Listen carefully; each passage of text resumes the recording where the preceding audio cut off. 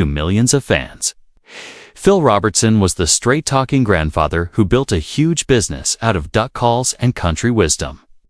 But behind the beard, the controversies, and the reality TV fame was a man whose story started in extreme poverty and ended with a fortune that shocked the very family who helped him create it. After decades of trouble, public anger, and health problems that pushed him to the edge, Phil's final chapter showed a legacy nobody expected. What he left behind didn't just change his children's futures. It forced them to face the real cost of everything he built. Phil Alexander Robertson was born on April 24, 1946, the fifth child of Merritt and James Robertson.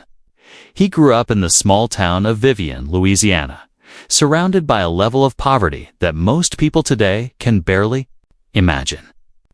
The Robertsons lived without electricity, without steady access to basic necessities, and without regular trips into town. Their lives were based on the soil under their feet and whatever they could grow or catch. Yet through all that struggle, the family carried a surprising sense of joy. Phil often looked back on those years as simple but deeply fulfilling. In his book, Happy, Happy, Happy, he described how, even though it was the 1950s, his family's way of life felt closer to the 1850s, and still, no matter the hardships, he remembered those days as happy ones. In high school, Phil became a standout athlete, a true force. He earned all state honors in football, baseball, and track, which earned him a full scholarship to Louisiana Tech in Ruston. And here's where his story takes a twist that surprises most people. He became the starting quarterback ahead of none other than Terry Bradshaw, who would go on to become a Pro Football Hall of Famer. From 1966 to 1967, Phil was Louisiana Tech's guy under center. He sat out the 1968 season and then walked away from the sport entirely. To outsiders, that decision looked crazy, giving up football with that kind of talent. But Phil never saw football as the dream. His true passion had always been hunting. Bradshaw himself would later recall how Phil often showed up to practice straight from the woods with squirrel tails sticking out of his pockets and feathers clinging to his clothes. Football wasn't his heartbeat. The wilderness was. So when Phil was given the chance to try out for the Washington Redskins, he turned it down. He wasn't about to miss duck season. Even his career choice reflected that priority. He became a teacher, largely because the schedule gave him long stretches of time to hunt. But life in those early adult years wasn't as charming as the simple childhood he remembered.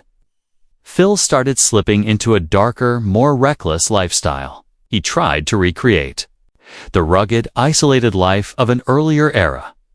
But now it came with drinking, bad decisions, and an attitude that pushed him even further from mainstream life. Eventually, he settled into teaching after earning both his bachelor's in physical education and a master's in education. With that steady job, it looked as though the Robertson household might stay on solid ground. But financial struggles crept in again, and Phil found himself needing another way to support his family. His friends had long noticed something special about him, his amazing ability to call in ducks. They kept nudging him to turn that talent into something real. Phil was frustrated by the duck calls being sold at the time. They just didn't sound like ducks to him, so he made a bold move. He quit coaching to work on inventing a call that actually sounded like the real thing in 1972. After plenty of trial and error, he introduced the first Duck Commander call. For a beginner's product, it sold surprisingly well, about $8,000 worth in the first year. Phil patented the design and by the next year officially launched his company, Duck Commander. Like many grassroots businesses, it began right at home. His house turned into the production shop, and the entire family, kids, relatives, everyone pitched in to assemble and package the calls. To keep the family afloat, his wife and children also took on commercial fishing. Meanwhile, Phil hit the road, going store to store, trying to convince owners to give his product a chance. There were more rejections than victories, but eventually the tide turned. Hunters loved the calls.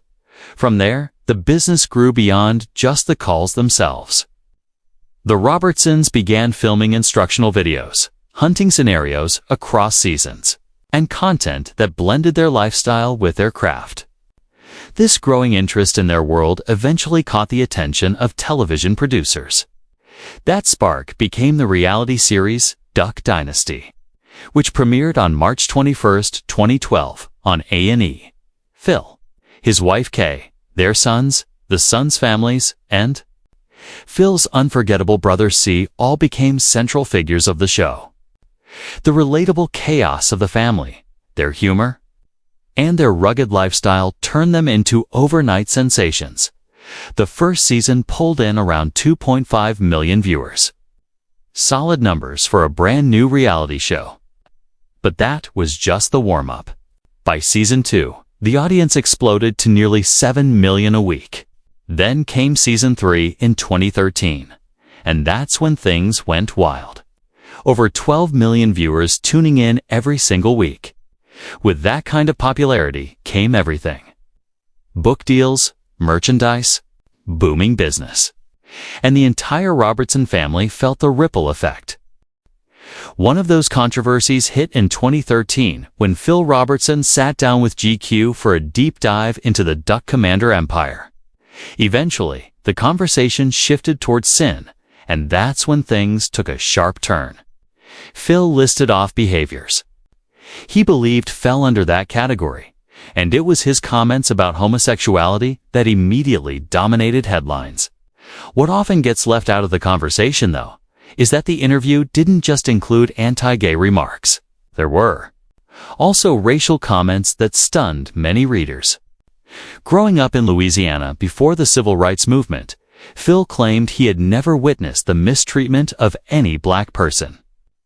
He described working in the fields alongside black laborers, painting a picture of people who were supposedly singing, smiling, and content. It was an outdated and deeply troubling view. The interview dropped on December 17th. And by the next day, Phil had been hit with an indefinite suspension from Duck Dynasty. A&E released a statement saying his views didn't align with the network's core values. But that suspension didn't last long.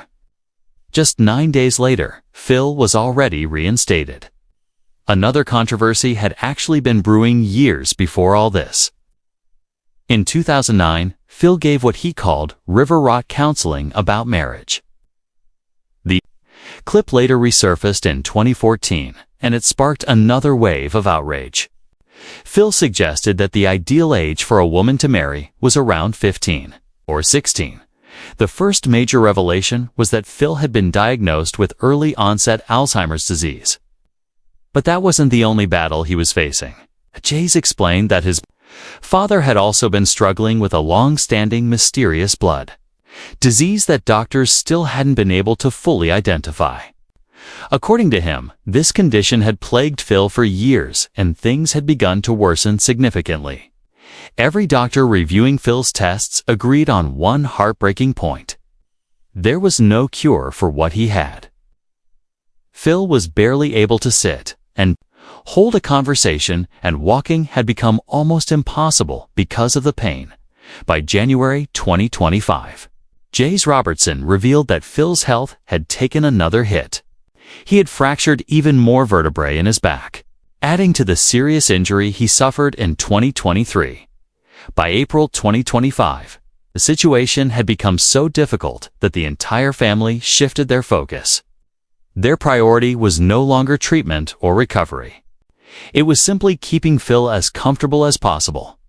Not long after those emotional reflections, the world learned that Phil Robertson had passed away at the age of 79. His son, Lily, and daughter-in-law Corey confirmed the news in a heartfelt post on May 25th. At the time of Phil's passing, he held an estimated net worth of $10 million. But his true impact could be seen in the wealth accumulated by his family members. Miss Kay held an estimated $15 million. Willie sat at a massive $45 million, and Corey followed closely at $40 million. Their daughter Sadie held an estimated $1 million, while Jay's and his wife were each estimated at $8 million. And Uncle C also held an estimated $8 million. Phil Robertson's determination created a powerful financial foundation that shaped his entire family.